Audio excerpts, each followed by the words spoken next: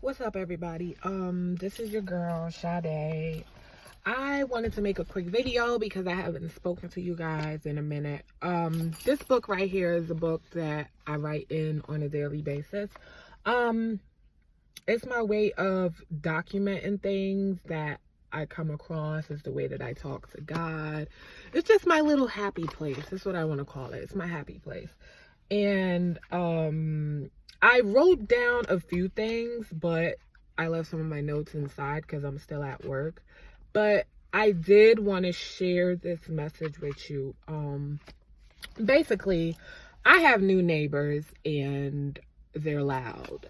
They're banging on the doors. They're slamming the doors. They're leaving the front door open because we share entranceway, me and the person downstairs. And they've been parking in my parking spot after I explained to them, not everybody is OCD about the white lines, but I am. When I say they're parking in my spot, I mean they're crossing over the line, and I'm not really with that. My spot is my spot, your spot is your spot. That's just how I feel about the situation. Anywho, for the past couple of nights, specifically after 10:30, it gets really loud. They start banging, they start stomping hard, talking loud. The guy is really loud. It's a 2-bedroom apartment, but it's 3 adults and a child. I'm not gonna get into it. Technically, they're not supposed to really have a kid in a room with an adult. But granted, none of my business. But I feel like I'm being tested and I feel like the devil kind of won, because this morning I kind of blurred out and cursed. And right after I did it, I felt so crappy, and I spoke to God about it. And I know he understands, but he's trying to get me to learn how to come up with better conclusions other than me cursing and getting loud, and because that doesn't necessarily fix the problem. And I've been dealing with, it's been a week now, and you know how they say, they just moved in, give them some time. I feel like if I give them any extra time, that's like me saying it's okay for them to be yelling and okay for them to be stomping. Because the first couple of nights when they did it, when they first moved in, I ignored it. And, I told God that, they just moved in, so they're adjusting. Granted, they move furniture all day. Granted, they're older and doesn't seem like they work. So my thing is, if you have to move stuff around your apartment, common courtesy says to do it day hours. And to the fact that they see that I'm not home during the day, take advantage of it. You know what I'm saying? And it's to the point, like, I don't know. It's like, do they know that they're making all this noise? But I kind of brought it up to the lady downstairs. Okay, for one, I had to explain to the lady about the parking spot. She sounded like she understood. Well, she did understand, because she don't do it no more.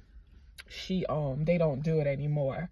So I take it as she understands what I was saying. At first, I didn't think they understood English, but she do understand English.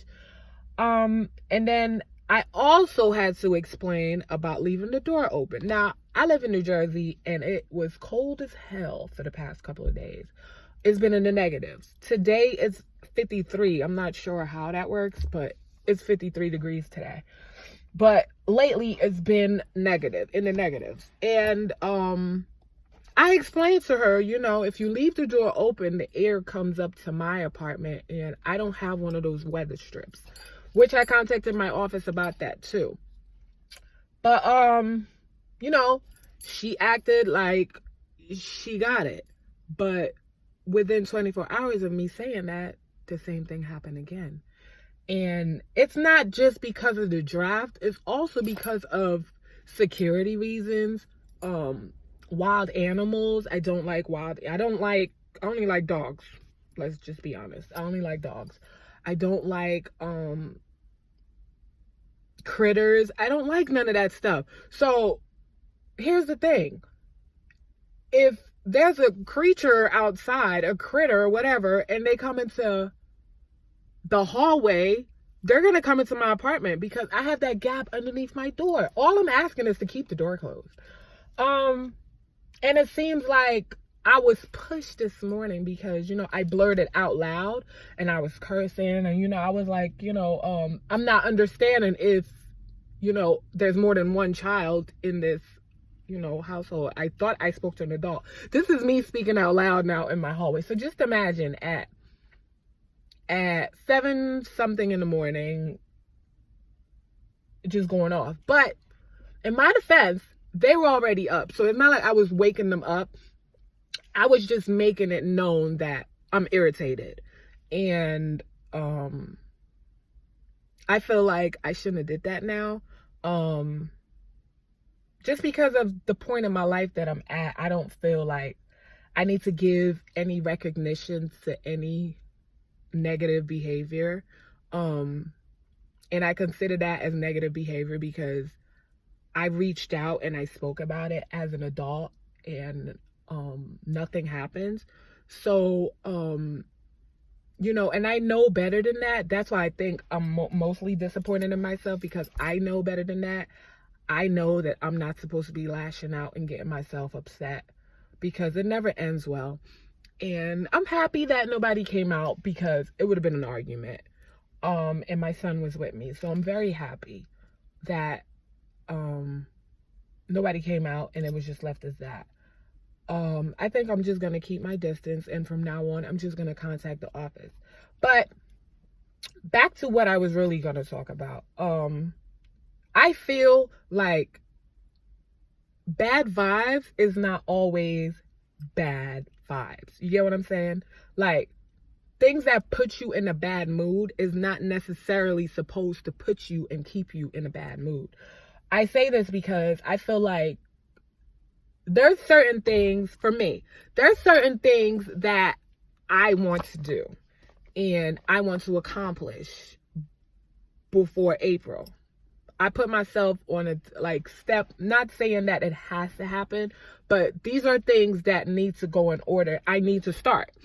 And I feel like this is God once again telling me, pinching me, Sade, we had a plan. You told me the plan and you're not sticking to it.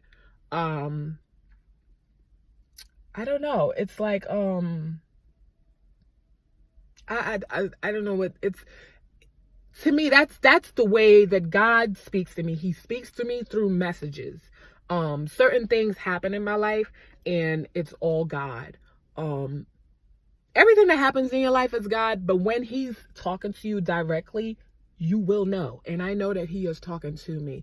So it's like he's telling me, be patient, trust the process, but also I can't just sit on my butt and expect things to happen. I need to get up and do what it is that I said I'm going to do. I think, isn't it crazy that the jobs that we don't like, we manage to get up every day and complain about it, but go to the job. And then the things that we want to do, we keep saying that we want to do them, but we procrastinate. And it's like we never do them, or it takes us forever to do it. I don't understand why that is, but that's where I'm at. And another thing that happened. Now, I used to do a lot of overtime. And I would leave the house because it's been so cold. I would, and my son's school is not close enough. So I would go to work. My boss would allow me to leave, come home and pick him up and take him to school. And behavioral wise, it was messing with him in school. That little 2 hours that I would leave the house for to go to work and come back, it would mess him all up. And, I spoke to God and I told him, we spoke about the fact that I was not going to do that anymore. And I didn't. I stopped. And, it got to a point where money isn't getting tight, but I could still afford the same things that I used to be able to get. But it's more like I have to do more money management and manage my money correctly. So it's like I'm falling a little short. You know what I'm saying? But I thought, like, I felt like, oh, then just do more hours, right? Well, I listened to a scripture this morning with TD Jakes, and I felt like he was talking to me. Like, he was telling me, no, you can't do more hours at work. I forgot exactly what the saying was, but he basically said no. And he said it clear as day. No, you cannot. It's not you doing the hours at work. You need to spend time with your child. You need to, those 2 hours mean something to your child. And your child has verbally said this to you. So these are the things that you need to do. Like, so that was my answer. I was looking for that answer, and God gave me that answer. That is what I call when, what do you call it? When you say, oh God, could you please just lead me in the right direction? Could you tell me if I'm doing this right, if I'm doing this wrong? And what should I do? And that's that I couldn't see it more clearer than that's how God told me. This is what I mean by sometimes you just need to pay attention, and sometimes bad vibes and bad things that happen is not necessarily bad. It's not necessarily supposed to put you in a funk. Sometimes it's just supposed to pinch you and wake you up and tell you, look, you need to get this done, or else this is going to keep happening, or else this is going to happen this way. And you know what I'm saying? So this is my word of encouragement for whoever's having a bad day today. Sometimes the things, and not just today, but in general, sometimes the things that happen in your life or around you may be bad, but sometimes it's just something to encourage you, to push you to do better for yourself and the people that you love around you, if you get what I'm saying. If you understand where I'm coming from, please like this video, share your comments, share your story. You could also make a video, and I don't know if you could tag people or tag the person. Let me know so I could look at it, because it happens very often, and we as humans, we as people, we choose to ignore it. And that's my view for today. That's what's going on with me today. I hope everybody have a good day. I didn't even eat my lunch yet. I only have about 15 more minutes left, and then I have to go back into work. So with that being said, everybody enjoy the rest of your day. I will keep you guys updated. Talk to you guys soon. All right. Mwah.